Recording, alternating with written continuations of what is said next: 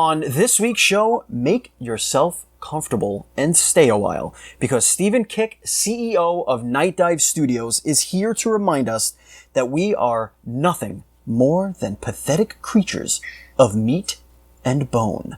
Speaking of scary things, the Switch's Joy-Con drift issues are nothing to make light of, and neither are impending lawsuits. And finally, the Hype Zone points us in the wrong direction. This is Nintendo Dual Screens, episode 119.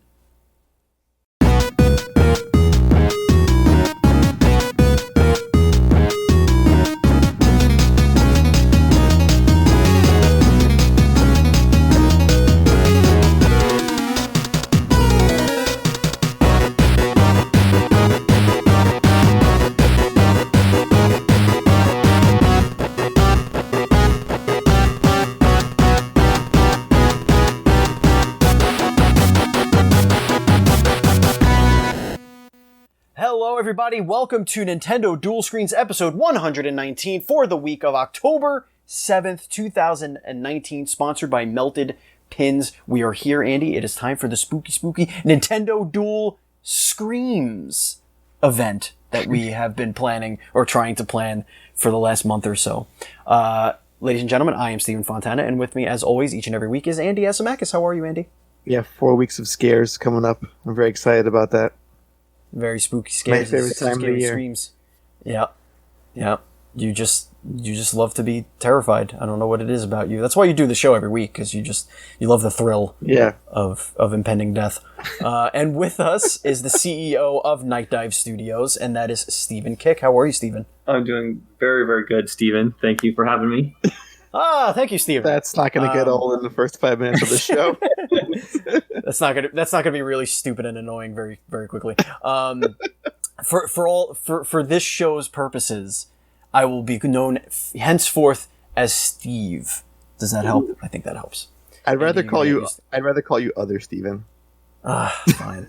It's a little known fact, but Steven, I noticed that your name is also spelled with a PH. Indeed. And yeah, it's knowledge among us Stevens that the Stevens spelled with a V, we have like a secret war against them. That it's no secret in my life, my friend.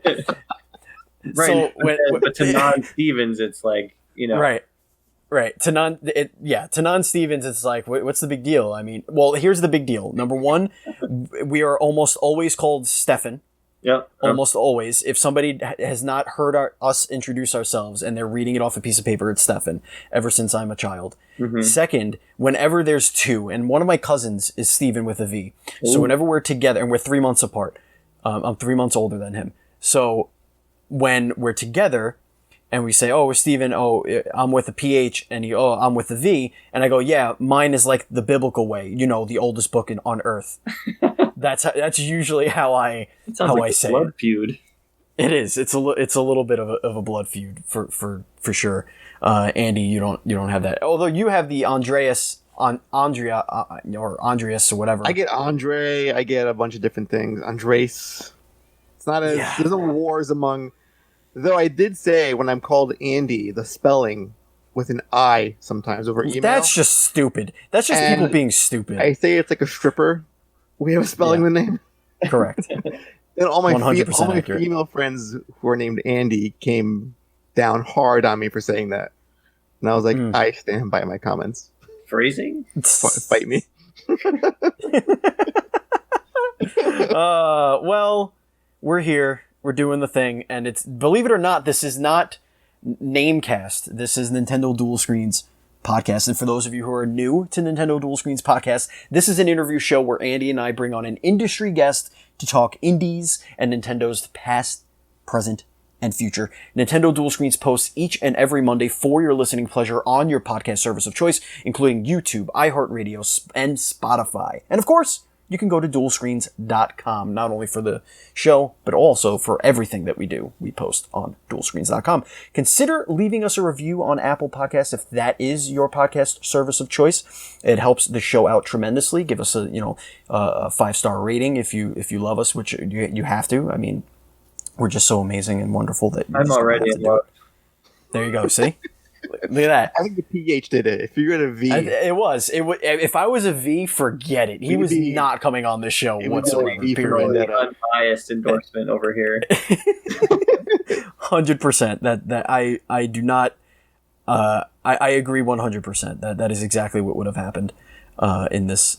And in case you can't tell, yes, I am distracted because I am making my next pick in fantasy hockey. Sorry, guys, we're recording on a Tuesday, which we never do. I apologize. But here we are. So if you want to support us on Patreon, you could do so by going to Patreon. I don't know why you would. Patreon.com/NDSPodcast. Just like our Patreon producer, Alex Gonzalez. He is back to being a demigod, Alex Gonzalez. Thank you so much for your support. We cannot continue to grow without your support. So please, head over to the Patreon and consider backing us. You could back us with only $1, and that dollar gets you a VIP super secret Discord access where we chat with game developers that are guests on our show, with each other. It's the hardest core of the hardcore fans, and it's a great place to hang out. And you also get a free bonus episode. Not free, I keep saying that. You also get an additional bonus episode each and every month. All right, so before we get into the lead story, which is going to be all about Steven, who we're going to spend at least 5 minutes talking about the last name here, Kick. So we got the first name out of the way, but the last name, we have to discuss that one a little bit. But before we get into all that fancy stuff, it is time for everybody's favorite segment. And I have to take off my new lapel microphone and put it away from me because it's going to get loud. It is time for the Nindies of the Week! That's right, ladies and gentlemen, it's the Nindies of the Week. Andy, what you been playing, my handsome boy? What you're playing, that's Freedom Finger. Yeah. Freedom Finger is the shit. Yeah, it is. It is. It unanimously, like, so we knew it was good. We played it at PAX East. We know the humor. We know what they were going for, but I didn't know it was going to be this good. It's like Animal House meets Gradius. That's how I can describe this game. That is a very apropos description. Steven, have you tried or heard of Freedom Finger yet? No, but that description is just making me even more confused. Right. So, okay. So we had Jim Dershberger on the show. He's, I think he's the creative director on the show, on the game. I'm not 100% sure about his role. I think that's what it was. And so the game is it's all hand drawn. And first of all, it's a shmup. You're in a spaceship that is shaped like a middle finger, and you're blasting commies essentially. So you start off fighting the Chinese, and what's his name? Nolan North plays the general, General Cigar, I believe his name is. And it's absolutely hysterical. He's just one of like over the top American, like blow everything up, kill those, destroy those damn Chinese. Shoot first, ask questions later, kind of mentality. Exactly, just crazy nonsense. And then you accidentally come in contact with the Russians, and then you start. It's absolutely hilarious. It's like it's Adult Swim levels of humor. Like it's dumb, it's over the top, but it's really funny. Really, really funny. And the best thing about it is the level designs are all based off of music. So the music is kick-ass. It's like, some of it's like really heavy metal, some of it is like dance metal, or I don't know what you would describe it as. Like there's some dubstep-like music in there, but the enemies shoot, the whole level scrolls and the enemies shoot and the enemies move to the music. So when it's really low and it's quiet, you're sitting there like pew pew pew shooting all the things, and then you'll hear the cymbals start to kick up in tempo, and then it just goes and like just these things are just flying at you and shooting you. It's just a blast to play. Andy, what are your thoughts about it? I love this game so much. Yeah. I saw you on the leaderboard the other day, and I was like, oh, I see Steven's name on there. I gotta beat him now. Yeah, I was one of only like 30 people that played it at that point. Yeah, I beat another boss, and I was like, I don't know, probably like 147th on that leaderboard. Right. Which is very upsetting. Oh, it has like Einhinder mechanics where you can grab weapons from enemy ships. So, well, you grab the ships themselves and you use it as a weapon. So instead of power ups, like you grab a ship and it becomes a gun. Because you're a fist-shaped spacecraft. Right. And you can throw shit also. And you can also do melee combat. You can also punch. And there's like a 3-hit combo. Right. Yeah. Yeah, it's really, it sounds ridiculous, but it's beautiful. It's all hand drawn. It's absolutely gorgeous. Jim Dershberger actually worked at Nickelodeon. That's where he met Nolan North and was it John DiMaggio? I forget it. DiMaggio? Yeah, Joe DiMaggio, yes. John, I forget his name. I'm sorry. I'm bad with that stuff. But famous voice actors in cartoons and video games, and they lent their voice to this game, and it's absolutely hilarious. I cannot recommend it enough, especially if you're a shmup fan. It's also not really that difficult. It is not, no. Yeah, I'm playing on like the normal baseline. There are harder difficulties, which I can't even imagine, because it does get bullet hell like, but you have a lot of health. So it kind of balances out where if you can get through it and have fun and not be frustrated. And you can punch shit to death, so it's totally fine. Yeah, and if you punch, you don't take damage, so that's cool too. Yeah. Steven, what are you playing? Are you playing any indies or nindies these days? Oh man, I am not playing an indie game right now. I am thoroughly entrenched in the Sinking City. Oh. Mm-hmm. That was, hold on, the Sinking City, was that not just on sale somewhere? I want to say, was it part of the Humble Bundle sale? I saw it for sale somewhere. I'm intrigued. Tell me about it. Well, it's an Epic Store exclusive on PC. I found that out. Then that's where it was. Yeah, that must have been where I saw it. Okay. I'm actually playing on Xbox One, just because I spend so much time on the computer every day working. The couch is kind of like, a place where I can actually relax and not get distracted by messages and that kind of stuff. But the Sinking City is it's developed by Frogwares, which they had done a lot of the Sherlock Holmes games. Okay. And published by Focus Home, and it's essentially an open world H.P. Lovecraft heavily inspired adventure action detective game. Oh my god, that sounds right up my alley. Yeah, it's fantastic. I kind of punish myself by playing through as many like Lovecraftian inspired games as I can, and a lot of them are not very good. Most recently, the Call of Cthulhu, the official game. Yeah. And there were some okay parts, but for the most part, it was very disappointing. And I went into this one with the same expectations and I've heard this, I'm not sure if it's a rumor or not or whatever, but I think that Frogwares had started making Call of Cthulhu the official game, and then Focus Home got another team to make that, and they ended up like the game that was this. Sinking City was supposed to be Call of Cthulhu the official game. Ooh, and there was some weird transition there. So they were, roughly made at the same time by developers in the same region, and there's some something incestuous going on there. Because Cthulhu was also published by Focus Home, if I'm not mistaken. I think so, yeah. But yeah, so I went into it with very low expectations, and I'm just like, it's all I can think about. It's one of those games where, hours after I'm done playing, I'm like, oh my God, like, how am I going to figure out this next clue? Should I go to, City Hall, and should I look up these records for this one thing I overheard this guy talking about? Or, it's got me totally hooked. So I'd highly recommend it. There's some jank to it. I mean, it's an open world game, so it's to be expected. And there's some kind of funny bugs, but for what it is, it's actually very impressive. It's really hard to get Lovecraftian horror like in a medium outside of a written story, because it's all about what you can't see in those stories.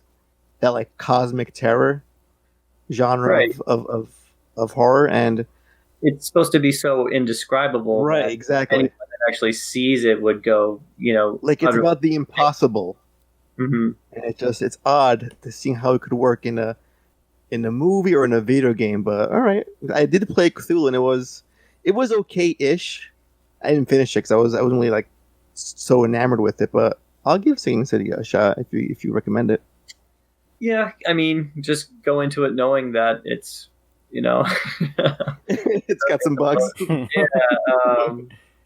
but there's some combat. I don't believe that I've reached any of like the bosses yet, and I know that was a kind of an area of contention among reviewers. Like, the idea of having a handgun and trying to fight something from the abyss or from the beyond is kind of ridiculous. Right? Yeah. Mm-hmm. So we'll see. Okay. Well, how is that kind of thing handled in the source material?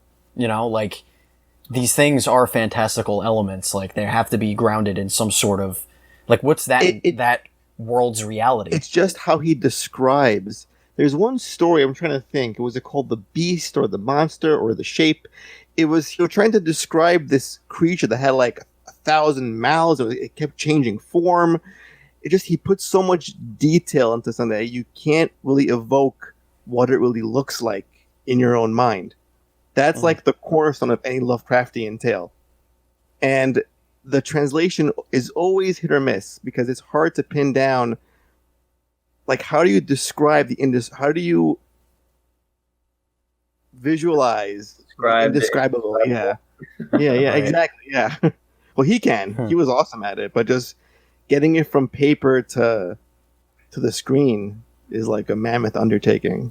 Yeah, and I can't recall any particular Lovecraftian story where our protagonist has any way of defending themselves. Really, it's just it's mostly just flight. Like they're running or they go insane to protect their ego or whatever. And if somebody did have a gun, it would be used on themselves at that point. Oh yeah. So. Yagi. All right, so that is what we are playing. That's right now. But what can you be playing this week? Let's go right into really quickly the releases of the week, and this is of course coming from Nintendo.com in their coming soon section. So if anything's missing from here, take it up with the Nintendo. So we got on the 7th, we have Junior League Sports coming out. That's $5. We have Crazy Mini Golf Arcade coming. That is also $5. We have Asphalt 9 Legends, and that does not have a price, and it's still up for pre-purchase. So go figure. Dodge Hard. Oh boy, this looks interesting. Gonna open that one up while I continue. A Winter's Daydream is coming out on the 8th as well. Alfred Knight of Horror is coming. Or Honor, sorry, not Horror. Honor. That is $2. So there you go. We got the Alliance Alive HD Remastered. That looks like one of them JRPG type deals with all the anime girls. So that's what that looks like. That's $50. Top seller. Yep. Here's one that actually piques my interest a little bit, and I don't know if you guys have fond memories of this franchise as I do, but Burger Time Party is coming out as well. Yeah, now, I don't know. Time. Yeah, Burger Time was always a big, fun game. Oh, yeah, wow. The arcade machine was always a favorite. All right, taking a detour here. Dodge Hard looks awesome. This is a bullet hell. Dodge Hard is a new shooting game that combines RPG level up systems with bullet hell shooting. Play as a cute pixel art character, there you go, Andy, and find items to save the girl. My favorite. So it's like a play on Die Hard, I guess. Those are kind of neat. All right. Okay, I'm into this. That looks neat, man. It's $20. It's exactly $20. Not $19.99. $20. Oh, Burger Time looks great. Oh, Burger Time looks fantastic. 4-player Burger Time? Oh, I'm in. And that is also $19.99, not $20. So it's right, 1 penny less than Dodge Hard. Man, I think I might be in on that Burger Time. Okay, let's move on though, because we're running late on this thing already. So we have Trine 4, The Nightmare Prince, and we also have Trine, The Ultimate Collection, which has Trine 1, 2, 3, and 4. So listen to this. You can get Trine 4 for $30, or you can get Trine 1 through 4 for $50. So that's like less than $10 for Trine 1, 2, and 3. Correct. And then something you guys were just talking about. Call of Cthulhu is coming for the Nintendo Switch. There it is. What? That's right. Why? Nintendo Switch. $40. All right, and then we also have why is a very good. It is a question. great question. This is actually quite a lineup here. We also have Reventure, which looks Ooh, really yeah, good, that's like when really you die, cool. you come back to life, Right. kind of a thing. I want to hear a bunch of know people talking. why Chaosium, who owns the rights to the Call of Cthulhu role-playing game, I want to know why a developer thought it was necessary to go to them to license that, because the game doesn't have anything to do with the RPG, and all of Lovecraft's works are in the public domain, so it sounds like they just wanted to throw away some money. Here's yeah, money. that is really strange. Well, it is what it is. Yeah, but that should have been cheap, though. Yeah, maybe it was. Yeah, maybe they gave it to him. I don't know. Seems You odd. never know. You never know. And that's just how it works. But listen to this. We also have Yooka-Laylee and the Impossible Lair Don't care about coming it. out. That's the side-scrolling ukulele game. Don't care about it. Well, Ukulele. Okay. yeah. I was picturing an actual ukulele when you said that for some reason. Oh, Yooka-Laylee. Yooka-Laylee. It's the guys from Banjo and Kazooie that did a Kickstarter, Yep. and they did a subpar. I guess you call it a successor to the Banjo franchise. Did they fix the game post-launch? I Does don't anyone- think so. No. Who knows? Nobody knows. It's impossible to know.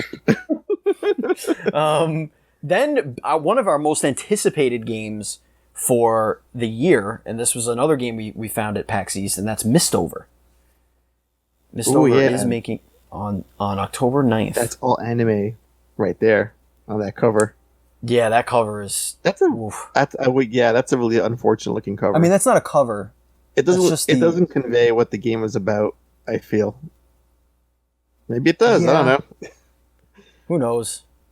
Again, nobody knows the answer. Right? Stellatum or Stellatum is coming. That looks like one of them space shooter games. Mm-hmm. Spirit Hunter NG. There you go, Andy, for your spooky video gaming. games for me. Yes. Okay. And that must be something because it's $50, so it's got to be. Ooh. Unless you are the next game duped into buying it. So yeah, Duped is coming. It's also damn. This week is stacked. Holy, it's way too many games. Oh my God, Contraptions is coming, and then Mabel and the Wood, which is a fantastic game. That looks spooky. That's a fantastic game. Mm-hmm. Doraemon's Story of Seasons. Oh my God, this list does not end. Killer Queen Black. That's how you end the week. Oh, We were playing that game. yeah, and that is the end. We of the list. enjoyed So that there you so go. much at PAX East this year. Killer Queen Black is Killer Queen in general. We is a won fantastic 5-0 game. at PAX East, We my did. friend. Oh man, we Did annihilated. you guys people. play on the Big 10-man arcade machine? Oh no!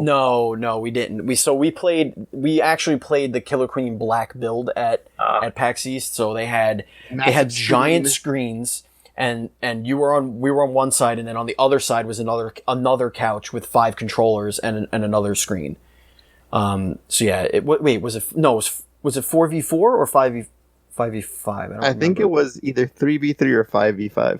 One of those two. It wasn't 3. It wasn't 3. There was definitely more than 3. So Yeah, about 5 years ago, I went to our local barcade in Portland, Oregon, this place called Ground Control, and they had a Killer Queen machine there because that's where the developers are from, as far as I know. Mhm. And we sat there and we played that thing all night, and we had an absolute riot. So I wrote the guys an email and was like, hey, I want to publish this game on console and Steam. And they're like, we're not quite ready for that. We want to stay in the arcade because we feel like that's where the power of the game is. And then I found out Killer Queen Black was coming out, and I was like, God damn it! What did I just tell you? Yeah, I mean, it was. I guess that years explains ago, why.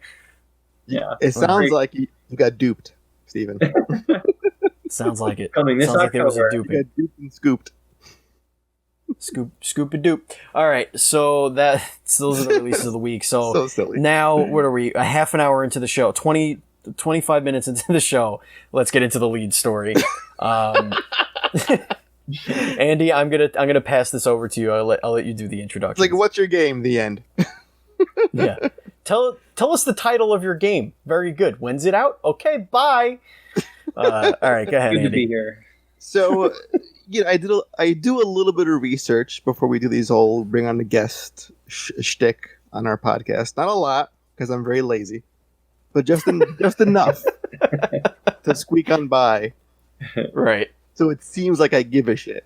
That's our mantra here on the podcast. In case Right. just so Steven's aware, and all of our listeners, even though they know. So, from what I gather, Steven, you were making games for a long time for other people. You were with Sony Online for a number of years. Mm-hmm. And you said, this is awesome, but I should make games for me and not for other people. So you said, screw this shit, I'm leaving. You took some time off, you traveled the globe, and you brought some games with you to get some inspiration. And you were trying to, one night, to play System Shock 2. And you thought, okay, I'll go online, and I'll buy the thing. And you couldn't buy it. And because you couldn't buy it, a company was born. So let's get into that. The genesis of Nightdive Studios, how a chance of you wanting to play a classic game from 94, I believe, when it first came out, led to a company and now you owning the rights to System Shock and a bunch of other classic video game IP. So let's go into that for a little bit. Yeah, when you put it that way, it kind of sounds a little unbelievable. It is, yeah. And I'm honestly glad that I don't have to tell that story again. So thank you, Andy. Wow, we didn't even need the guest. We could have just done a retrospective or like a profile piece, and we would have been just fine. Thanks for having me. Is this correct? Yes. Where's my check? I'm done now. It's the easiest interview he's ever done. Yeah, seriously, that was pretty much how it went. I remember being at Sony and thinking to myself, man, what I would want to do is work on a new System Shock game instead of what I was currently working on.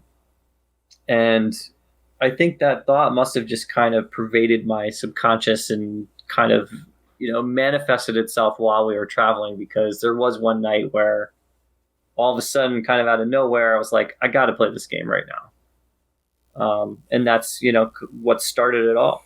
I couldn't get it to run. I couldn't find a way to purchase it legally. I just assumed it would be on GOG.com. It ended up being the #1 requested title at the time. And then that night, running on satellite internet, I just started kind of putting together a trail, pulling clues out of various interviews to figure out what had actually happened with the franchise. So you Batman that shit. And lo and behold, it turns out that some insurance company owned the rights to System Shock after Looking Glass Studios went tits up, more or less. Yeah, it was an insurance company from the Midwest. Uh-huh. They did not do anything game related at all, so they had little interest in what they had acquired. They knew that it had value because people had gone to them in the past and requested the license or requested the ability to do something with it. And so there was a perceived value attached to it on their side. But what nobody had proposed to them before was just re-releasing the original games and monetizing, the classics. Everybody wanted to make a new franchise, and the thing that the insurance company did know was that a new game of that scope and scale would cost tens of millions of dollars at the time, and it wasn't something that they wanted to even be remotely attached to, just because that was not their business model. It was not what they did, and so they didn't have any interest in kind of getting roped in on that enterprise. So you release System Shock 2, or you re-release it rather, and because of that, essentially, it sort of births your studio, and you say to yourself, "Hey, it works. It worked for this. let's do for a bunch of other forgotten games. And that's essentially your company's core mission statement, is bringing lost and forgotten gaming treasures back from the depths. Very Lovecraftian, I must say. Yeah. Oh, yeah. From the abyss. So, and you recently, I think you guys released the Turok games also under your in your catalog as well, that you re-released. We did Turok 1 and 2 on PC, and then we released them on Xbox One, and then most recently we did a release on Nintendo Switch with a physical release through Limited Run. I love those games so much. Turok. Now, if you were to do a new Turok, could you? Is that now? How does the whole thing with the rights work with?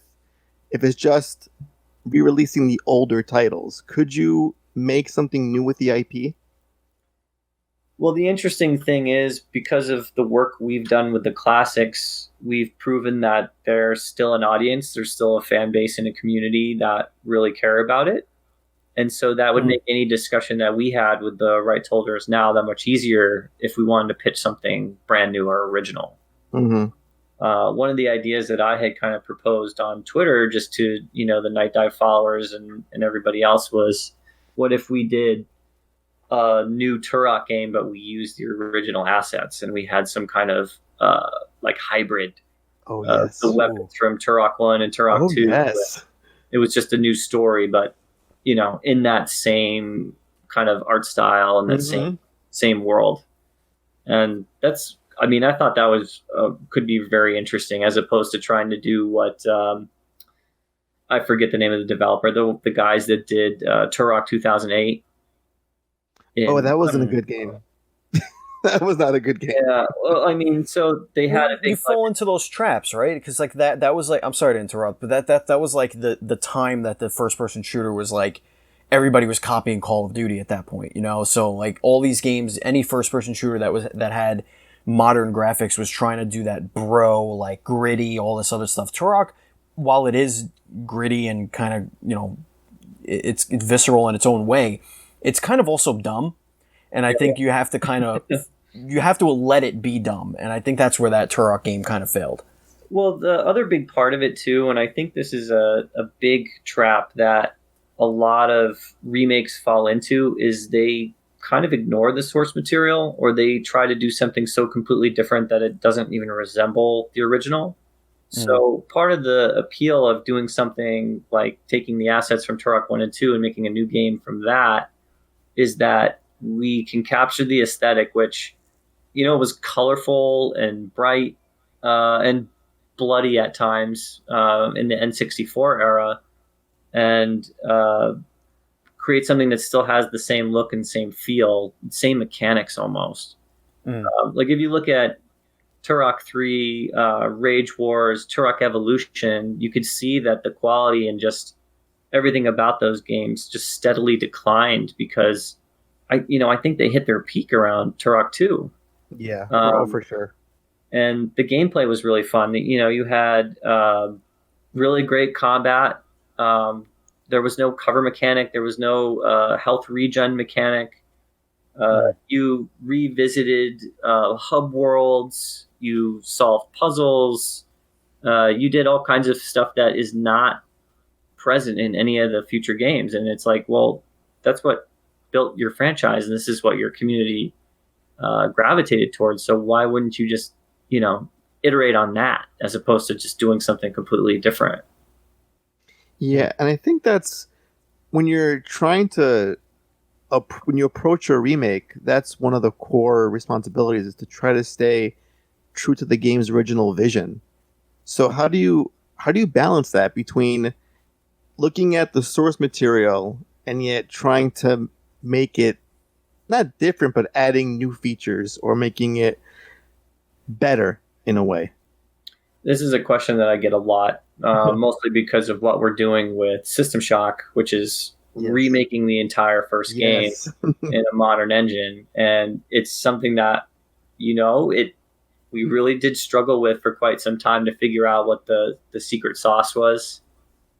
And it really comes down to taking a lot of cues from modern games that just make your life easier. Like, let's just say, being able to open a map and place down your own objective marker and being able to type something out real quick to, give you a reminder of what it is at that location, and implementing that in the game design from, 1994, or even implementing like a mouse look, a free look in something like System Shock is a huge improvement that the original just didn't have. So it's, again, like you said, it's a very careful balance. You don't want to do something that's so radically different that's going to alter the DNA of the game. Like if we introduce cover mechanics and, slowly regenerating health in System Shock, I think a lot of people would just cry foul, because it would change the whole atmosphere. It wouldn't be horror anymore. It would be more action, and the atmosphere and everything else would suffer because of that. So you have to carefully pick and choose the things that you identify as being like the core pillars of that experience, and basically copy them verbatim while manipulating the others in such a way that it, attracts the modern gamer, or the people that are going to play your game today. Right. And it must be hard to sort of rein in those sort of kind of out there ideas. You guys launch a Kickstarter, it smashes the goal, and you guys get $1.3 million out of your campaign. And I can see where you can find temptation. Okay, let's try this new thing, and the things can kind of snowball. Like how do you control like someone's honest enthusiasm, but also say, hey, let's not get away from what this game should be and what it's supposed to be? Well, yeah, it's interesting that you bring that up, because I'm sure you're well aware, you might have seen in your research that you were doing, that that's where I was going with this. Yeah, we ran into a pretty big pitfall over a year ago now, where we reached a point in our development where the game didn't resemble anything that we had originally pitched in the Kickstarter. And if you guys aren't aware, we released a demo using Unity that people could actually play, so that they could see what they were putting their money into, and see a preview of what it was they were going to get at the end of all this. And what we ended up with, there's a lot of different factors, of course, that went into this, was something that was so completely different that I no longer felt comfortable with the direction that we were going, and opted to pretty much reboot the project and go back to that original vision of what garnered all that trust to begin with. Right. So that was probably the most difficult time of my life, I think. There's a lot of pressure when you have 22,000 something people looking at what you're doing, and going from insults to just openly berating you for your decisions. Right. And then you have every single failed Kickstarter behind you, kind of looming over you at that point. I would imagine, like in the back, just sort of like, okay, we're not those people. We're not those guys. Like we can't, like failure. Yeah, essentially, failure is not an option here. No. The game will come out. We're making incredible progress on it now that we've kind of refocused over the past year. It's looking better, and it's playing better than ever. We switched over to the Unreal Engine.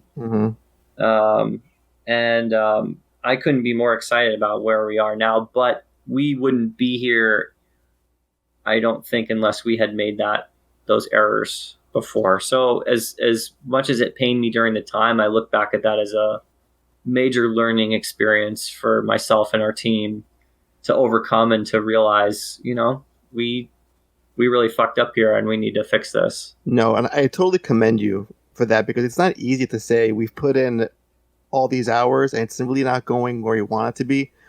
We could either scrap it and sort of revisit this idea, or release it.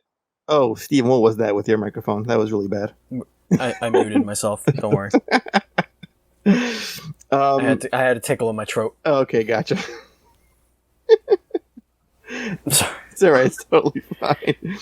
Because you could say either we can either go on this path and sort of keep all this work, but it's far from what it's supposed to be, or we can walk this back and face backlash, but we will deliver on our original promise. And I think as long as you're transparent and open with your development process, and you're showing the fans, here's updates like once a month or once every 2 months, because some campaigns, they go like a year without posting a single update, and it's super frustrating for folks to give they put their money in there, and to see like, okay, I trust you, but still give me something.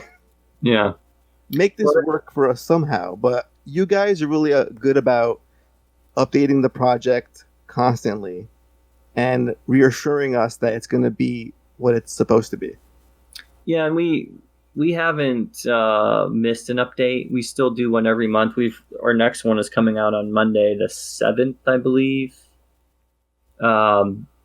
And it's just going to be loaded. We got a lot of stuff to show. And yeah, I mean, thank you for acknowledging that. Of course. It really was difficult. But again, I feel like if we hadn't reached that point and we hadn't made those mistakes and we hadn't learned from them, most importantly, we wouldn't be making the game that we're making now. And we're all very, very excited and happy about where it is as opposed to where it was. And, ultimately, this kind of goes back to the intro here, but when I decided to do this, I wanted to make a game that I wanted to play. Mm-hmm. And nothing else is going to satisfy me.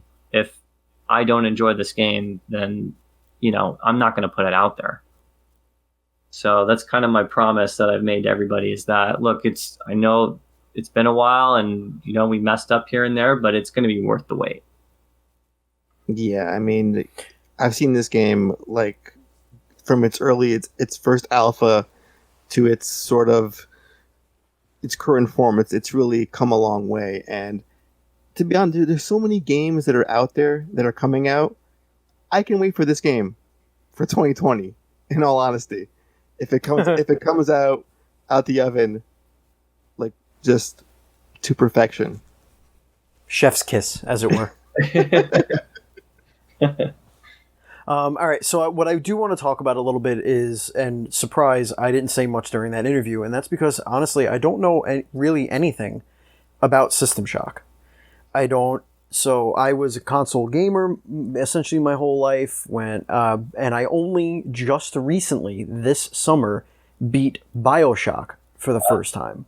And I know that's, a spiritual successor sort of thing in that same universe. So I'd like to have a little conversation about what System Shock is and why is it so important, and why is that the series you chose? Well, yeah, all really fantastic questions. I think, this wasn't something that it took me a while to realize it too. When I first got in the industry, I was just overjoyed to be doing something that, I'd always dreamed of. But, the deeper you kind of get into your hobby, and when your hobby becomes a job, your perspective and your view of it changes pretty radically. To put it, kind of bluntly, you get really jaded really quickly, especially when you understand the politics that go behind developing a game. It can be pretty ugly, especially like on a dysfunctional team. Not having your voice heard is extremely frustrating, especially for an artist, which is what my role on the team was. I was a character artist for many years. And I remember that when I got System Shock 2 up and running again, I started playing it just, purely from like a testing standpoint, like making sure this thing didn't crash, that it was stable. And I got drawn into it again. And I sat there and I ended up playing it for, 12 hours straight or something like that. And I was completely hooked. And all those wonderful memories of being a kid, of playing these games initially kind of came flooding back. And I, started to realize that there was, a lot of potential here. The System Shock games historically have sold very poorly. The first one, it got amazing reviews. I think it got Game of the Year from some of the publications back then. Around what year was that? I'm sorry. 1994. Okay, so it was that early. That's what I was thinking, because I got a PC that could run video games probably in like 2002, 2003. So like that was out of my. I mean, we did have a computer. We did play Doom, but it was in my brother's room, and he was a teenager, and I was or whatever. He was like, the story. The older brother doesn't let you in his room, kind of thing. So I never really had experience with PC games in that era. Hence my ignorance. And a lot of people didn't play System Shock 1 because the marketing was very poor. Doom, like you just said, Doom had just come out, and literally anybody could pick up and play Doom without, even trying. It's like, oh, you use the arrow keys and you just point with the mouse and you kill things. Very approachable, very easy to just pick up and play. System Shock was a user's nightmare. You start the game, and like the first thing that happens is you're bombarded with this full screen pop-up that basically points to every single element on your UI with some very elaborate?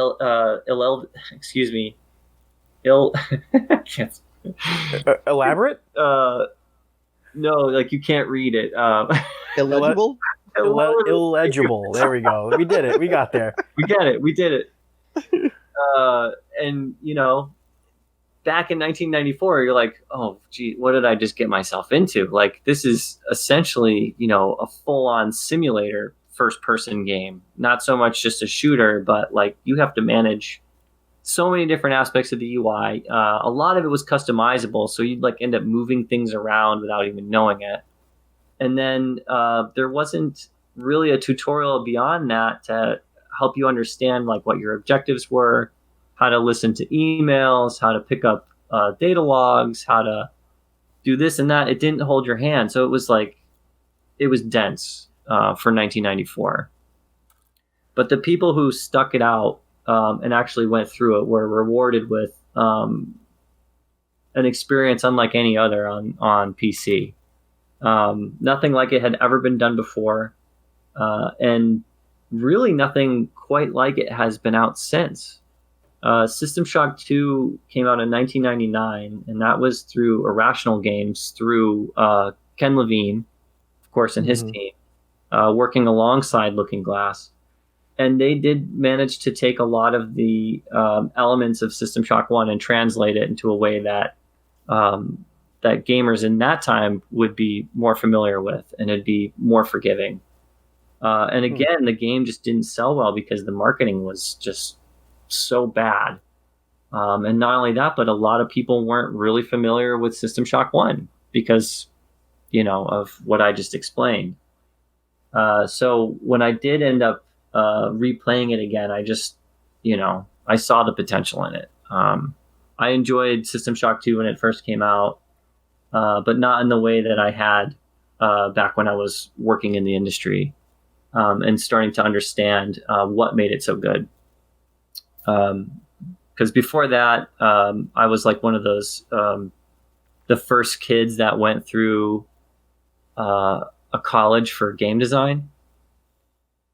And so I actually got to be, kind of schooled in design and art and mechanics and programming, pretty much all elements of game development. And, that really helped me kind of dissect what I was experiencing and understand that, essentially if we remade the first game, but, we implemented something as easy as mouse look and made it a lot more easier to access, we'd have something very special on our hands.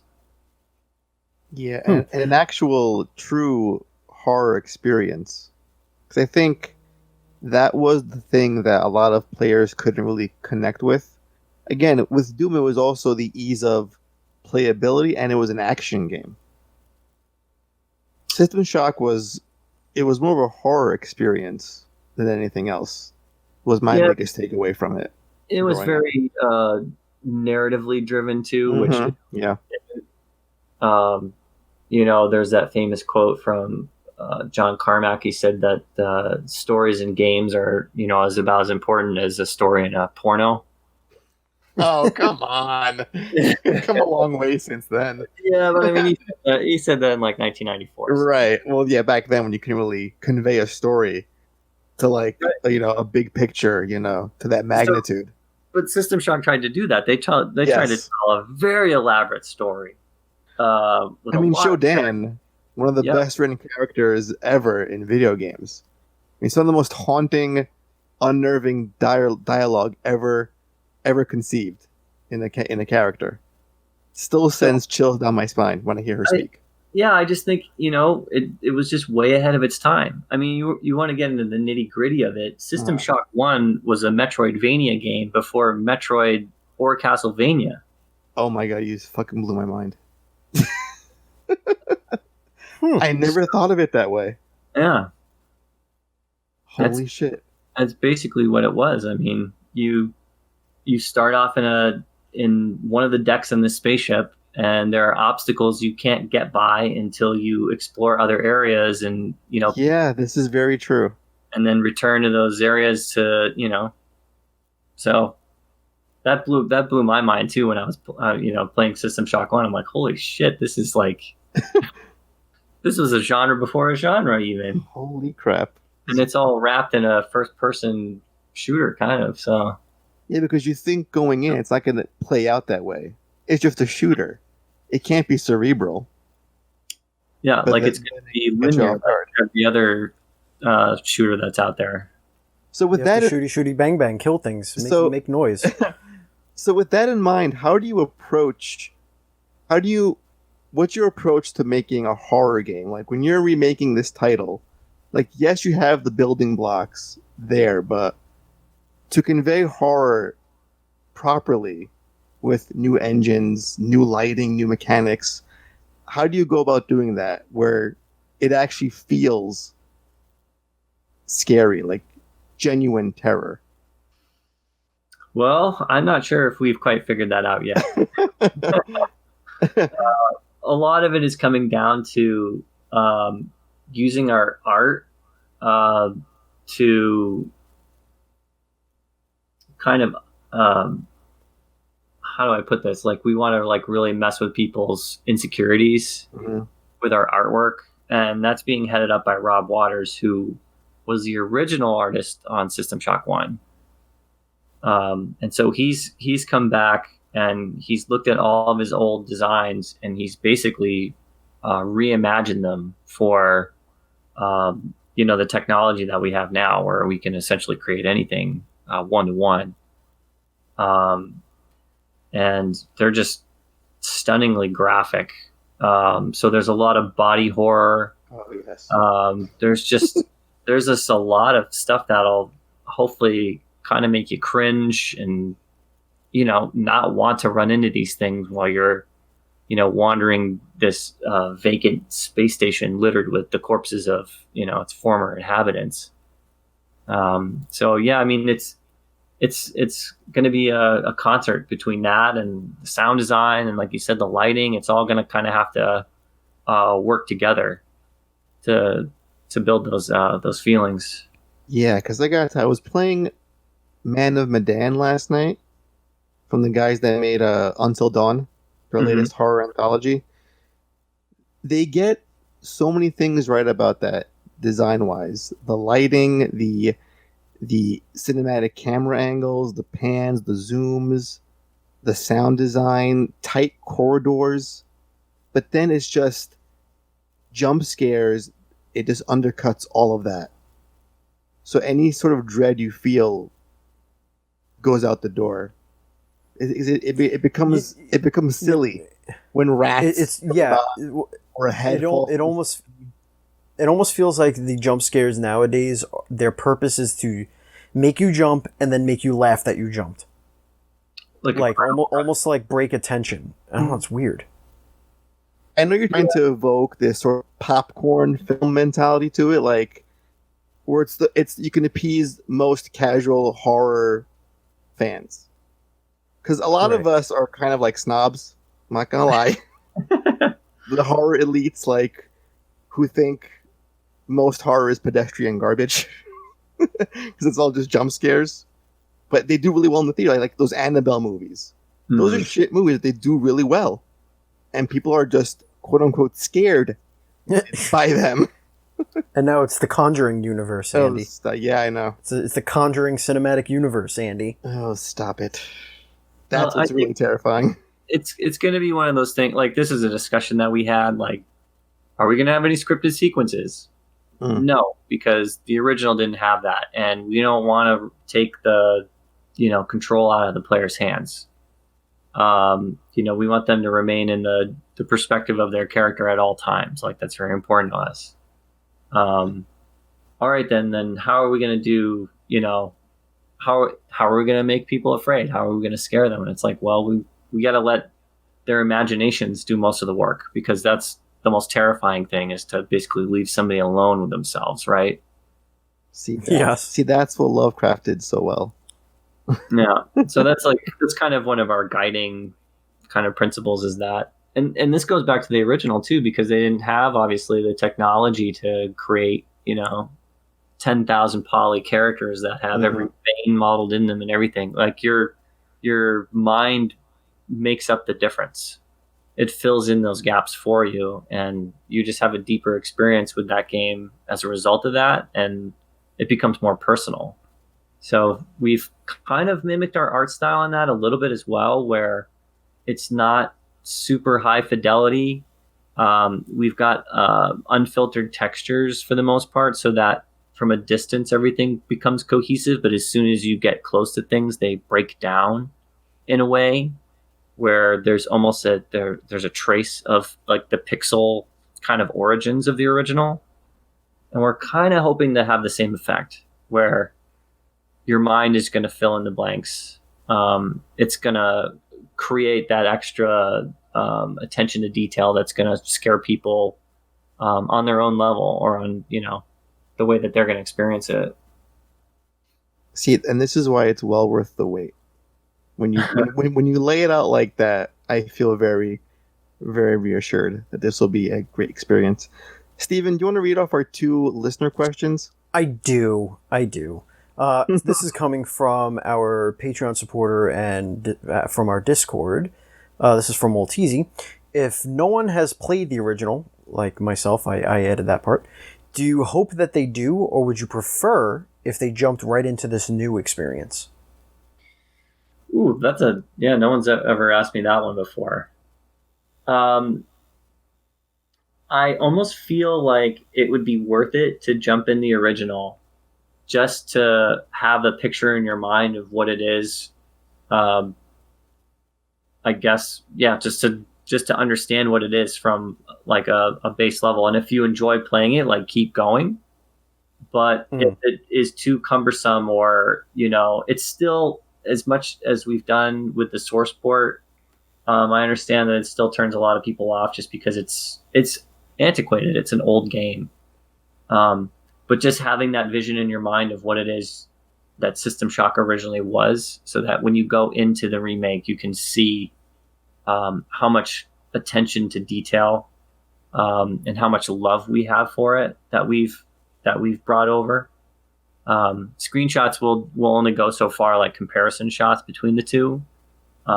Seeing the first one run and then playing the remake, maybe shortly after, it's going to make you appreciate it that much more, I think.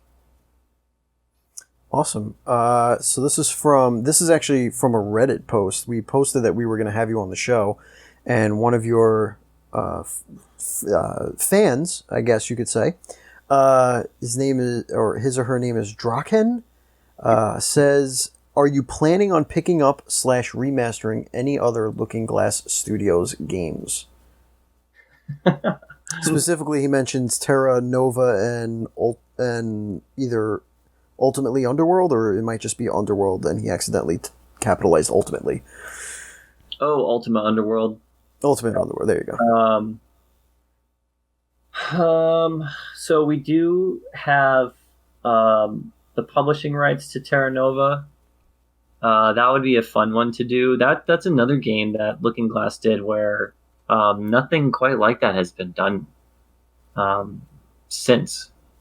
And again, it sold really poorly, unfortunately. And there's a big story behind that, but that would be a really fun one to do. But I kind of doubt it. And then Ultima would be fun to do as well, but that's owned by Electronic Arts, and so that kind of adds another layer of complexity. But, no. All you got to do is throw some loot boxes in there, and you'll be fine. They'll give you the green light, no problem. No problem. But I will say that we've been going through the source code for System Shock 2, and we've uncovered the source code for 2 other Looking Glass games within that. That what? Jesus. Yeah. Interesting. Not Terra Nova, not Ultima, but 2 other games. There is one last question here that I did not post on the doc, Stephen. Okay. It's from an anonymous listener. Mm-hmm. Okay. Stephen, why are you so insufferable? Oh, that's for R, Stephen. My apologies. You are the worst. That could apply to me. Stephen with the PH specifically. Are the worst. All right, so we do have a couple of news bits that we want to touch on. Now, obviously, I mentioned this at the top of the show.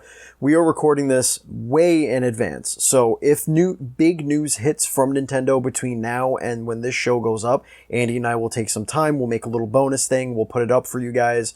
But for right now, we picked 4 of the stories that we think you should know about. The first one, this is specifically from IGN, and it's really just that there's a Brain Age game coming out for the Nintendo Switch, which is really exciting stuff because Brain Age is very, very popular, and this is all specifically coming to Japan, at least right now. We don't know if that's coming anywhere else, but so the trailer shows multiple modes, played with 1 Joy-Con each, and then there's the single-player games that use a stylus, and then it was announced today they showed off the stylus for the Nintendo Switch, so that's also pretty cool stuff coming along. Andy, were you a Brain Age dude? I was. You played Brain Age? I was. Yeah. Fucking nerd. I missed that series. It's fun. No, I know. Still a fucking nerd, though. Steven, what about you? Brain Age? Yeah. I played the first one, when it first came out. And then you realized you didn't want to be a fucking nerd like Andy. Got it. Nerd. Well, I just I'm not going to play this every day, and that's what it was kind of keep, tracking you on. And so I was like, right. I've already failed, so I'm done. That was like me in college. That was perfect. That was me, my junior year of college. It was like, well, I failed this philosophy class. I'm definitely not going to this again. And that was it. That was the end of that. All right, so this next story is also from IGN, and this is just kind of, there's some updates on this class action lawsuit against Nintendo for the Joy-Con drift issues. Here we go. Yeah. So the law firm Chemicals, Schwartz, Kreiner, and Donaldson-Smith. Chemicals? Is that what you just said? Chemicals. Oh, okay. Or chemicals. Or chemicals. Chimicals? CHIMICLES.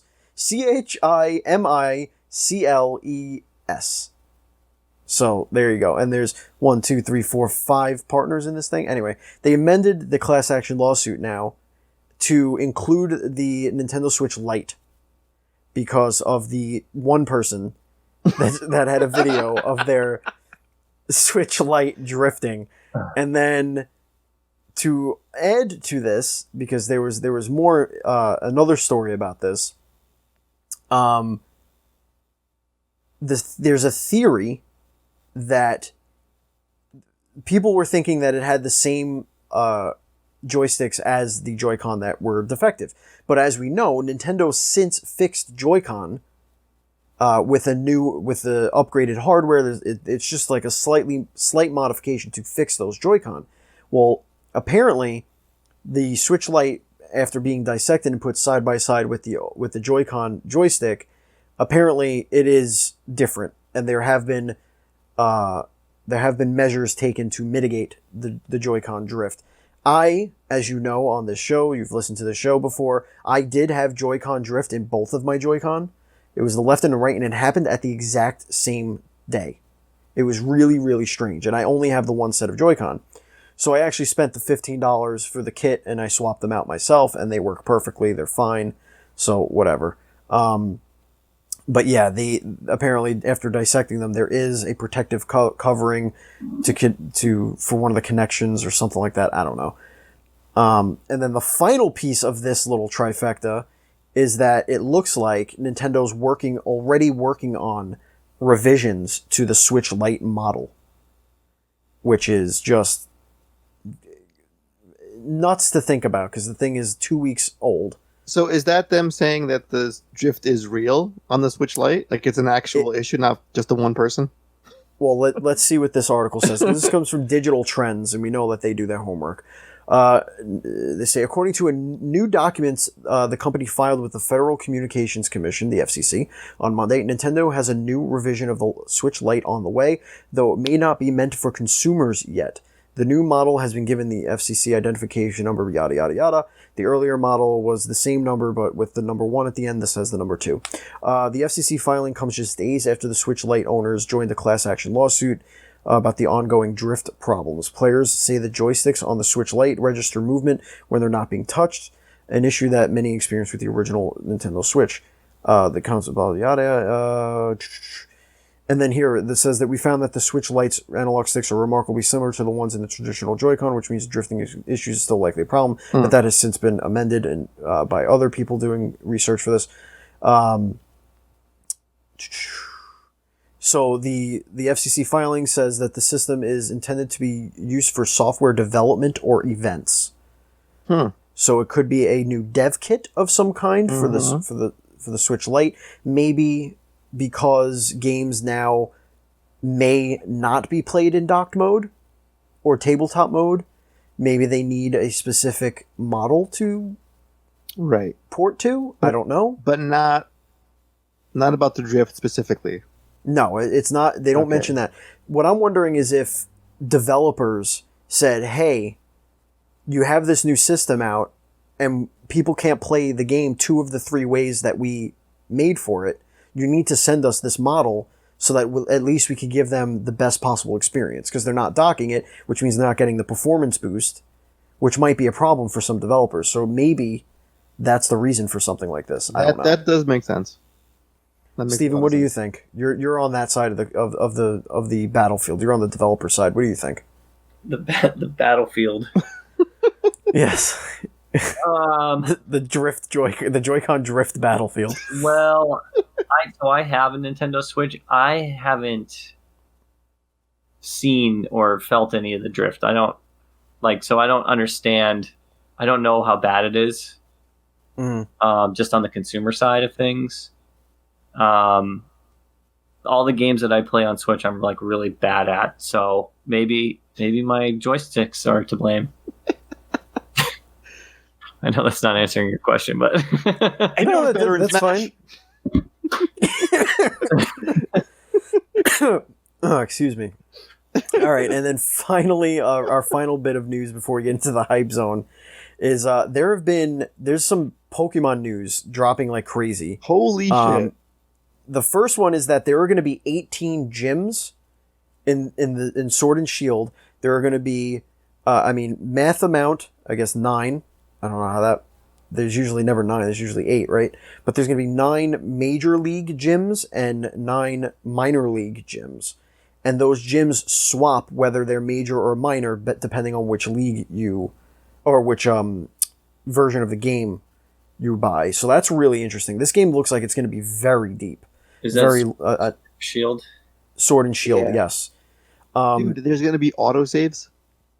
Well, I'm getting to that now. Yes. So, Game Informer has exclusive coverage for the game, and they revealed what their topics are going to be for the exclusive stuff. So we have, actually, you might be able to click these and read them at this point. I think they went live because they all had like timestamps on them.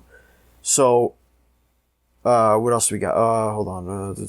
Okay, Sword and Shield's max raid battles could be among the most challenging encounters. That's one article. Pokemon Sword and Shield introduce autosave to the series. Mm-hmm. That's one. Here's another one. Pokemon cut from Sword and Shield's national Pokedex will return in the future.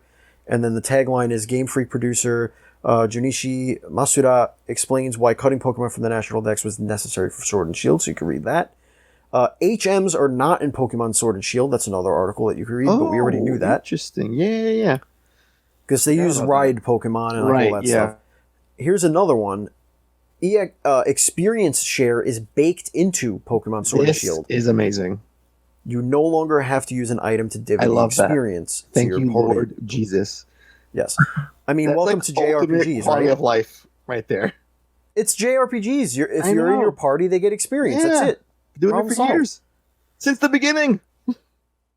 So here's another one, which was kind of interesting, but I don't really know what it means. Pokemon Sword and Shield have mechanics to let you use your favorite Pokemon competitively. I don't know what that means. I did not read these articles. Shouldn't the Pokemon that actually do the fighting get the experience? I don't know, because sometimes you're trying to, like, for example, if you are in a higher level area and you caught a Pokemon in just before that area that's 10 or 15 levels below that, but you still want to progress in the game while leveling up that cool new Pokemon is not going to stand a chance against that in that new high level area. So you're going to end up having to put him or her in, do one attack, hope it doesn't die, take it out, put your stronger Pokemon in to do the battle, and then you're going to share the experience anyway. I think it's just like, yeah, you know, it makes baby's first RPG a little bit more baby, but all RPGs do this. When you have three guys, you have a party of 3 or a party of 4, they're all going to get the experience. Right. I mean, you might as well just get a quick little shot in, though, just so that, just so it's all fair. It's not really a party. It's just they're in your pocket. They're not on the battlefield fighting, Pokemon. Right, yeah. But from JRPG terms, it's your party. But JRPG, they're on the screen. You have menu commands for your entire party. Right. They're there. They're in the that's what I really like about Pokemon, that they're introducing 2v2 and 3v3 battles. Right. Like when they have those, that makes the game a lot of fun too. All right, so now it is time to. Oh no, we have one more news. I'm sorry, this got skipped to the next page. This is actually interesting. This is just a little thing that you guys could look up if you're interested. Just Google it. Say GoldenEye 64 remake. There is apparently some developers down there that are making. They're remaking it from the ground up in, I think it was Unreal. Yeah, Unreal. So they're making GoldenEye 64, and just looking at the screenshots, I'm like, but that's how my brain remembers it. It was perfect. Oh yeah, it looked that pretty. 20 years Facility ago. was beautiful. Don't lie to me, video games. And the controls were so tight. Oh yeah, real tight. Hang on. Gotta look down. No, I gotta look down. Okay, C down. Got it. C down. Oh my god, this game's awful. All right, Andy. Now it's time to get into the hype zone. Take us into the hype. This is it's me. All right, good. Speaking about C down, this is all you. Yeah. Brace yourself, Steven, because 8-Bit Dough has done it again, or 8-Bit. I think it's 8-Bit Do. I don't. Who fucking knows? Dough? That sounds weird. But that sounds like it's not a cookie. It would be Japanese, right? It sounds like like a game-oriented pastry shop. Sure. So, 8-Bit Netflix. Do I would say Food Network, but yeah, Netflix is totally fine. 8-Bit Do's Switch Lite inspired controller has 2 D-pads. That's right, ladies and gentlemen. This gamepad, this Switch Lite, I guess Pro controller, I don't know what you can call this thing, has all the functionality of a full-size Nintendo Switch controller, only instead of analog sticks, it has D-pads. That's right. It has no analog sticks, and instead, in its stead, has off-centered or what, not non-symmetrical, whatever the hell you call them. What do they call them? I forget. Offset. That's the word I'm looking for. Offset D-pads. This controller looks impossible. This sounds like an analog for garbage. Yeah, I got it. I think it's really brave how they're entering the market for the controller you exclusively have for your guests to use. Yeah, that was a Mad Cat. That Mad Cats was all about that space. They own that space. Oh, in the 90s and 2000s. Your poor like third or fourth friend that came over to play that day. Yeah, Mad Cats, and then Power A tried to get in that. That was the GameStop brand. Oh man, I had a couple of those shitty controllers. Wasn't there a company called Pelican too? Yeah, yes, Pelican did a lot of wireless stuff too back in the day. Pelican makes some decent, like they at least have some heft to them. Yeah. They were good though, Pelican brand controllers. Yeah, Pelican brand were not terrible. Power A was the GameStop brand controllers, and I had one. It was a wireless PS3 controller, but it was laid out like an Xbox 360 controller, which is why I bought it. Because I played Call of Duty exclusively on my 360. It was the only game I really played on 360. That and Left 4 Dead 1 and 2. But then I jumped to Call of Duty on PS3 later on, and I couldn't, like the PS4 controller, I just never really played shooters on there, so I switched over to this thing. And it was like, if it was the equivalent of like when you go to the bowling alley and you go to pick up a bowling ball and it's a 6-pound ball and you weren't ready for it, and you just yank the son of a bitch up and you like throw your back out. That's what it was like using a Power A controller. It weighed like nothing, and it had nothing inside it except for one tiny little motherboard or whatever the hell you call a chip, and buttons. That was it. That was the whole controller. It's like the Fisher Price of controllers. It was. It really was. It really was.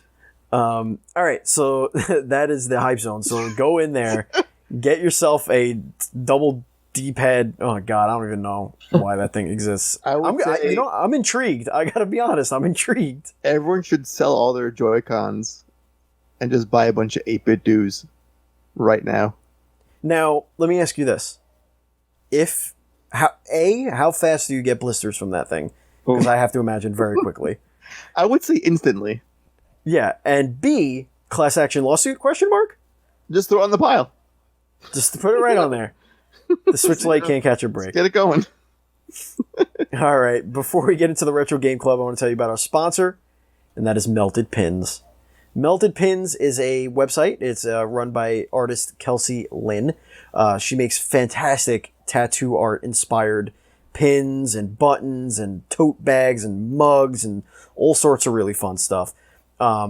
So if you go to Melted, and she's also done art for our show and our Twitch channel, and she's actually currently designing a fun little logo for us to use very soon. She's going to start designing t-shirts and stuff for us as well. So we really like Kelsey a lot, so we started this partnership where if you go to meltedpins.com and use the checkout code NDSMelted, that's NDSMelted, you get 10% off of your entire purchase. You could follow Melted Pins. It's on all social media at Melted Pins. Look at that branding, Andy. Branding is perfect. It's so good. Yes, indeed. That is not like us, which we're all over the fucking place. Horrible. That's meltedpins.com. Use the promo code at the checkout code NDSMelted. And now, ladies and gentlemen, it is time to enter the Retro Game Club. Steven, this is the final segment of the show, so I appreciate you hanging out with us. We are way over time. We're doing great. This is it. We've done longer. You know it. Oh no, we have. We've gone an hour over before, and the guest didn't know. That's how. Neither did we. We were just rambling like mental patients, just going back and forth. It was just a great time. So listen, when it goes fast like this, I'm happy. Yeah. So Retro Game Club. This is how it works, Steven. You and Andy are on a team, and collectively you have 3 guesses to guess what this mystery retro game is. When I say retro game, it is a game from the GameCube and back, and it has appeared on a Nintendo console. It may not be exclusive to Nintendo, it may not be made by Nintendo, but it has appeared on a Nintendo console. Now, we used to pick really popular games. Sometimes Andy likes to pick games I've never heard of. I can't confirm nor deny that I'm going to do that to you tonight, but I will give you a clue, and then you and Andy could discuss, and you could either guess or you could get the next clue, but the faster you get the answer, the more points you get. So if you get it in the first clue, you guys get 10 points. If you get it in the second clue, 9 points, and so on and so forth. Do you understand? Oh, and if you would like to ask a yes or no question, you could do so, but you guys forfeit a guess. All right, that's how we play the game. Are you ready to go? Yeah. Let's do this. All right. This video game, and this is specifically for you, Andy, because you keep telling me that I don't tell you this information. This game is a side-scrolling beat-em-up game. Ooh, okay. All right. We have the genre. Yeah, my mind immediately went to. Can I just say it without it being an official guess? It doesn't. Count. My mind immediately went to Final Fight. Oh, that's a good guess. Because that's what I think of when I hear side-scrolling beat 'em up. Mm-hmm. All right, let's keep it in the back of our heads. All right.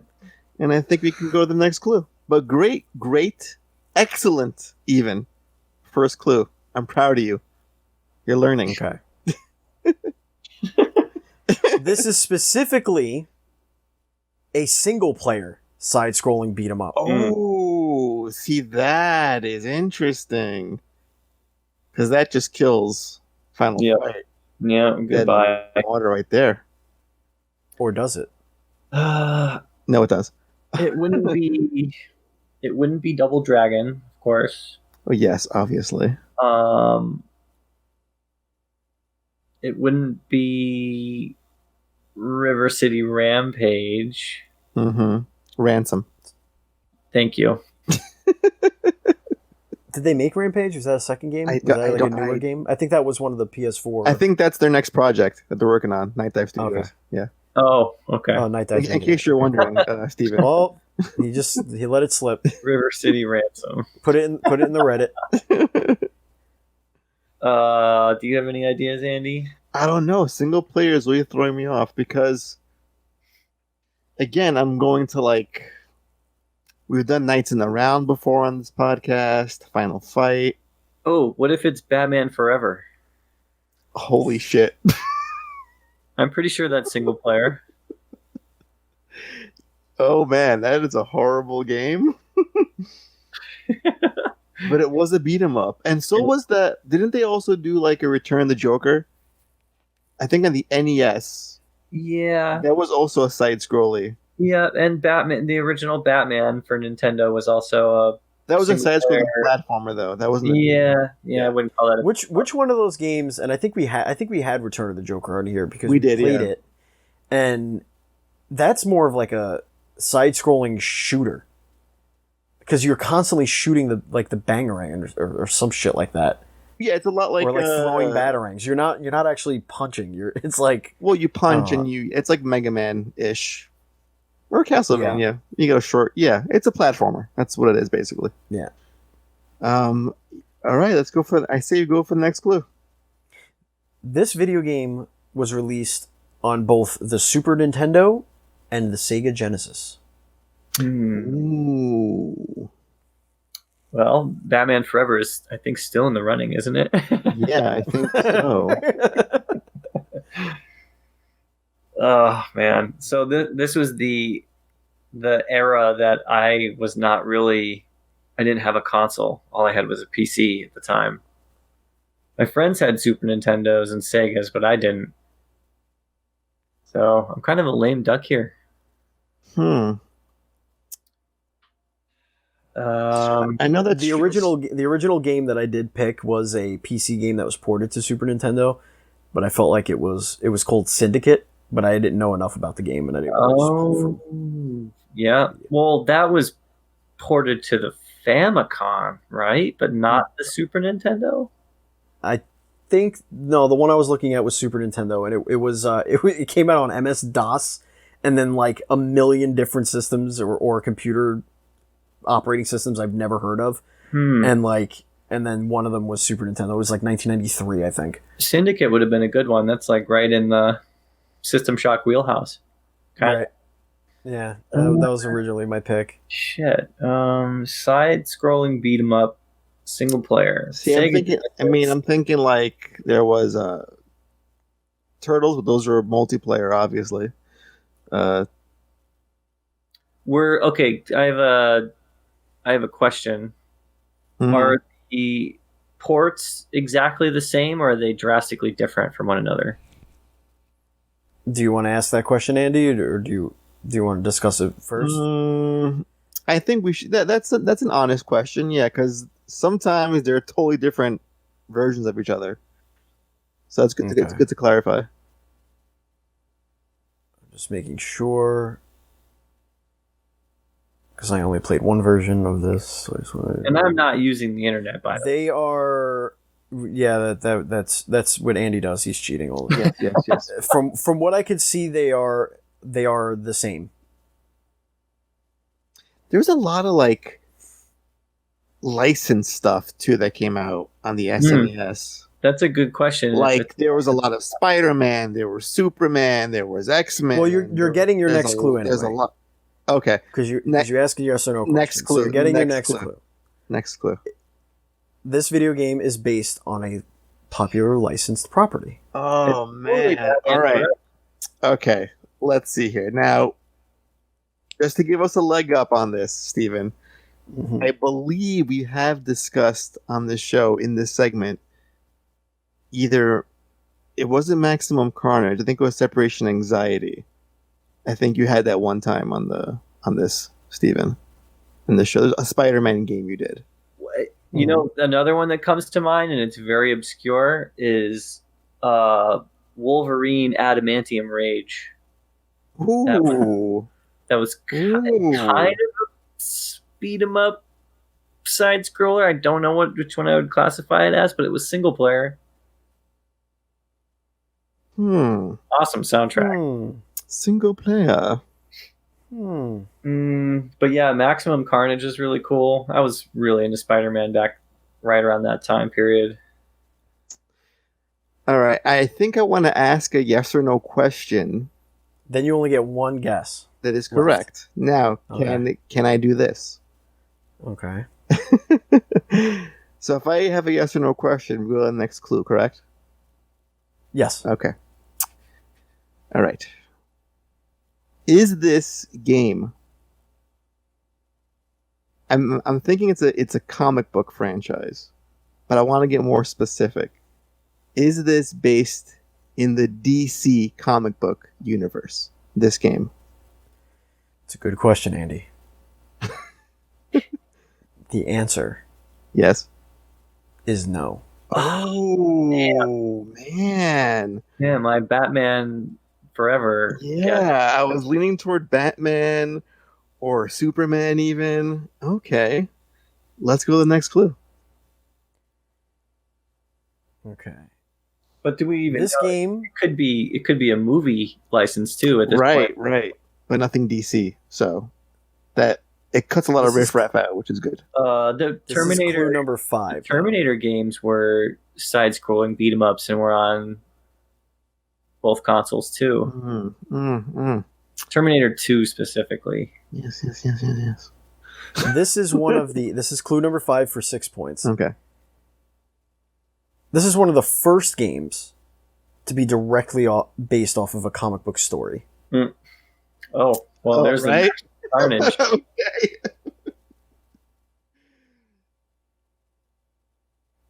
Yeah, Maximum Carnage fits that pretty good. Right, but was Maximum Carnage single player? I don't think it was. I'm trying to think.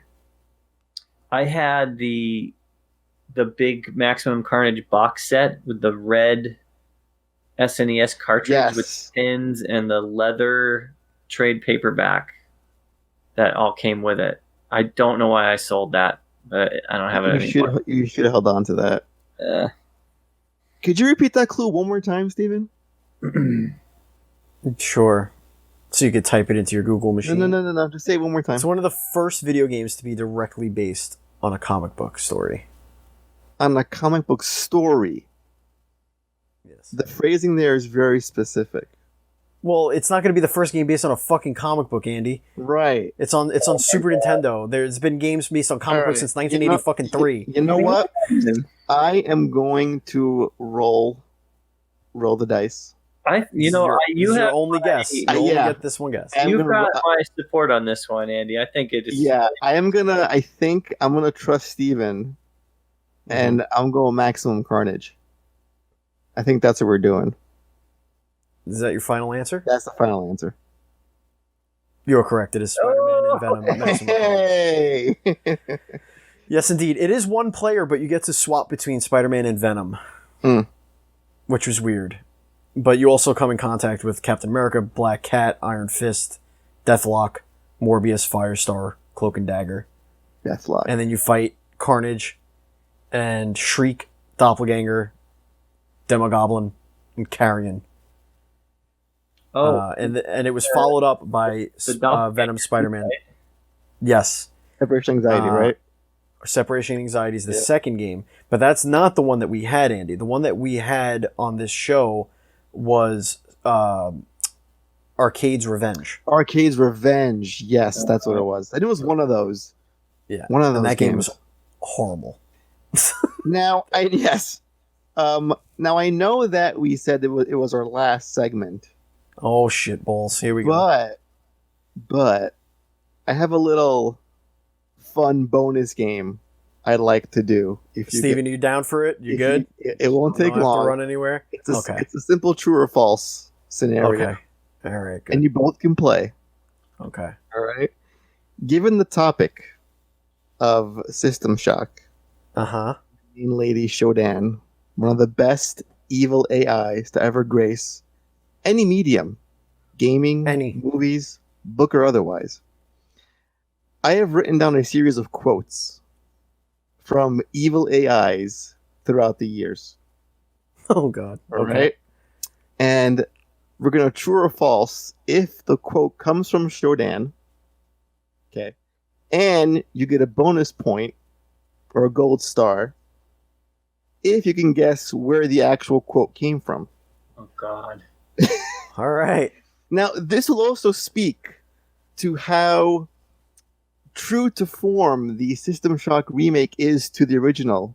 All right, I got interesting with the script. Because if Steven here is making it like the original game, it would be the actual dialogue from the 90s. So I'm just going to put this out here right now. But I've got a guy on my team that's the lore master. The lore guy. Yeah. But I'll try my best. Well, I feel like if you know Shodan's character and her overall vibe, you can pick out her quotes, I think, in a lineup pretty easily. I think so. Because her tone is very specific. All right. I want you guys to know real quick before we start. Yes. That I just searched for the Maximum Carnage box set on eBay. Oh, God. And one just sold for $850. Oh, my God. Oh, that hurts. Oh, my God. My heart. What did you sell it for, you bastard? Oh, God. It probably He gave it away. a tenth of that. GameStop gave you $30.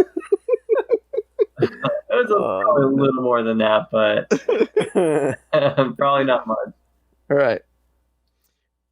Let's begin with a very easy one. You should both get this instantly. All right? Okay. I'm sorry, Dave. I'm afraid I can't do that. That's a big false. Yeah. Is that Hal? Is that his fucking name? There you go. Hal 9000. Yeah, I got that shit. All right. Here we go. Yep. To protect humanity, some humans must be sacrificed. To ensure your freedom, some freedoms must be surrendered. I think that's false, because that sounds like GLaDOS to me. What do you think? What do you think? Because aren't you... Oh, no, you're not humans, right? You're robots in that. But you are being sacrificed. I don't know. I think that's also false. I don't remember hearing that line. That is correct. It is false. And that is Vicky from iRobot. Oh, iRobot was Will Smith, iRobot. Yes. Isaac Asimov. Yeah. Okay, All right. continue. Two for two. I command you to die. Death shall be your only salvation. I'm pretty sure that's Shodan. It doesn't. Yeah. Okay. We'll go with that. I have a doubt, but I'm just gonna say true. Yeah, I'm gonna say true. You are right to doubt that, Stephen. It is not Shodan. Oh no. That is Dorothy from Galarians.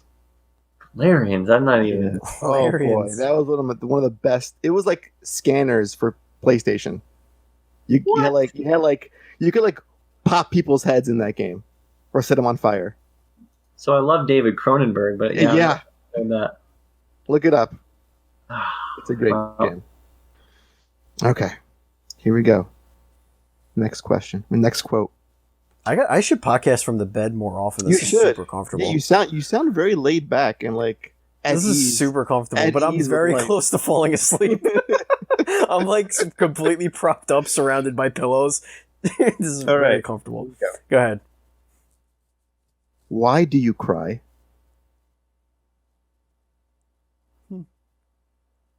I mean, by now we have to be getting something from this video game.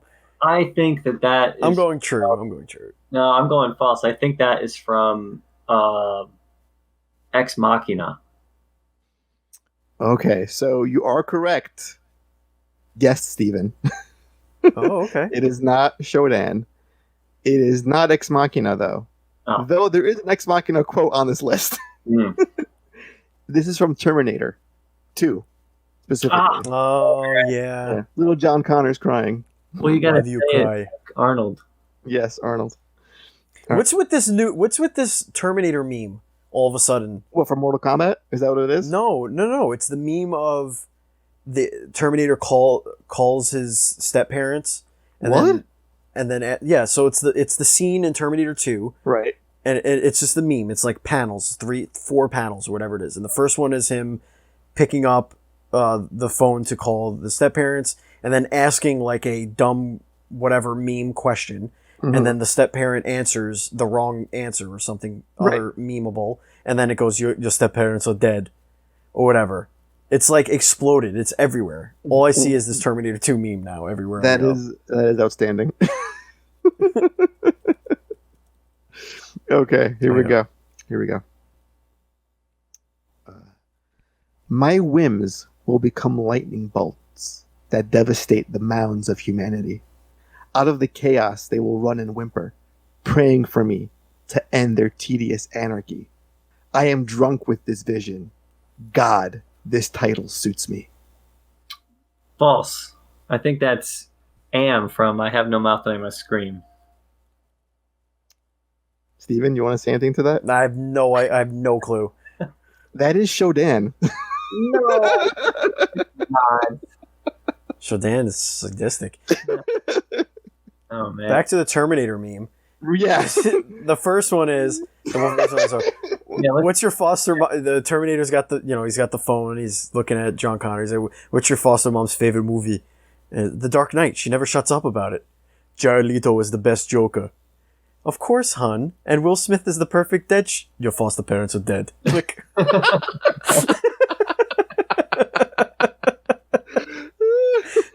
Oh, they're so stupid. That's really good. I like that. All right, here we go. The next one. Isn't it strange to create something that hates you?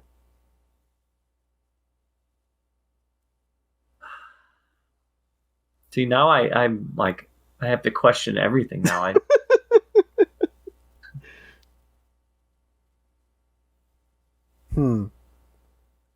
I'm going to go with true. I don't know. It just sounds. It sounds very succinct. Got it.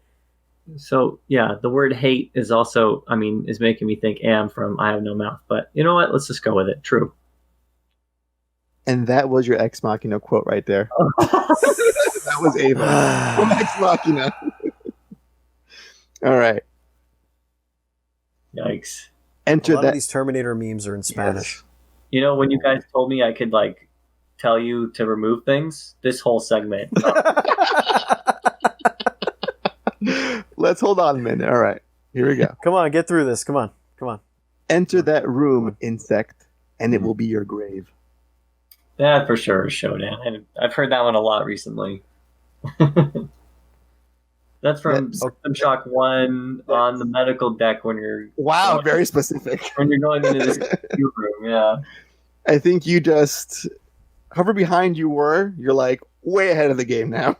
Yeah. You've already won. Okay. Now this pertains to Steven's life. Here we our go. Steven.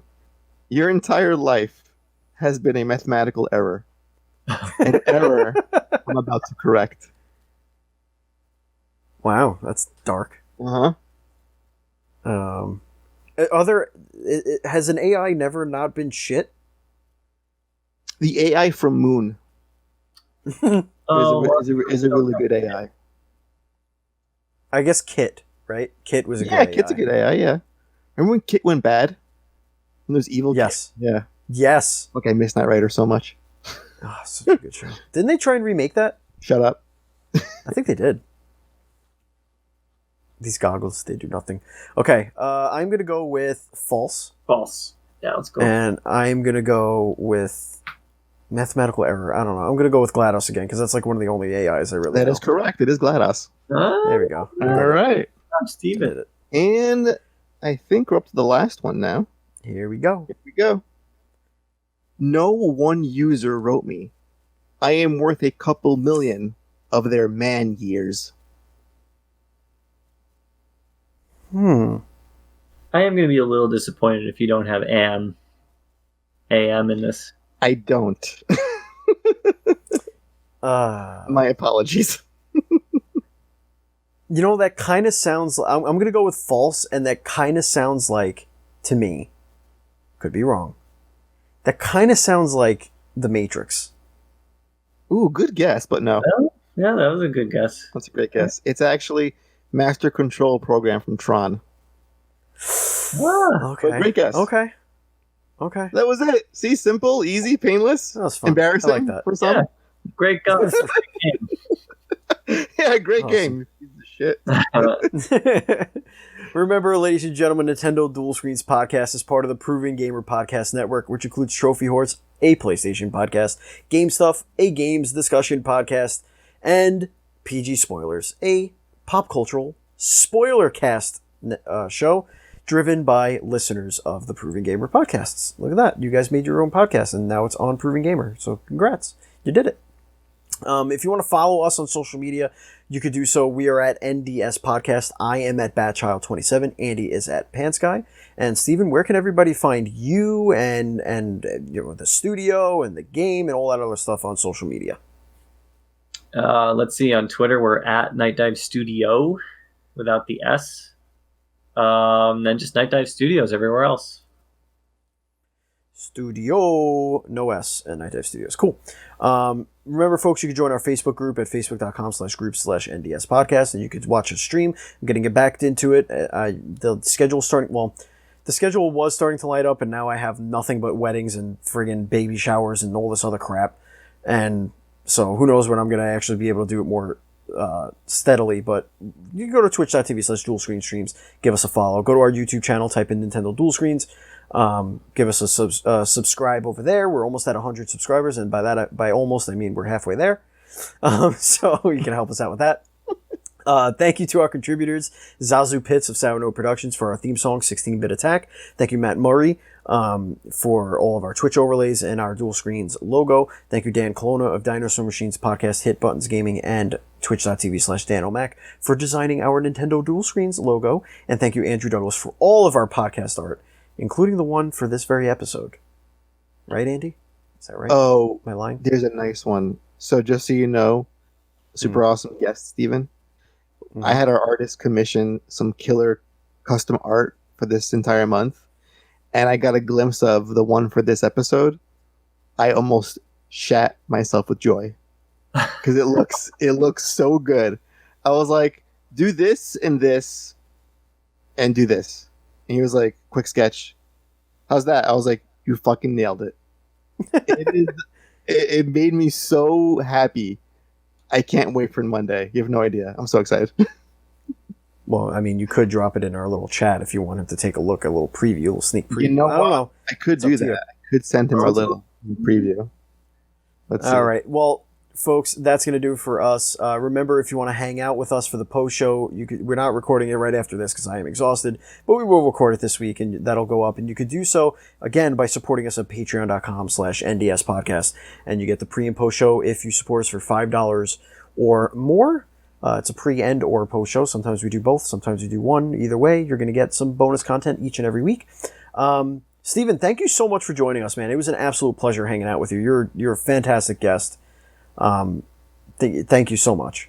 Thank you, other Steven. It was super fun. I'm glad that we finally got a chance to sit down and just bang this out. It was really great. Be happy to do it again sometime. But we will. Awesome. Yeah, we'll start scheduling that now for 2021, and we'll get everything going. No, it was honestly it was a lot of fun. You were great, and you're always welcome over here. And if you ever want us to write anything about anything you guys are doing, we do have the website. We do have the YouTube channel. We can stream a project of yours, whatever. The door's open. This relationship. You want to send us some private builds of your games? Oh yeah, by all means.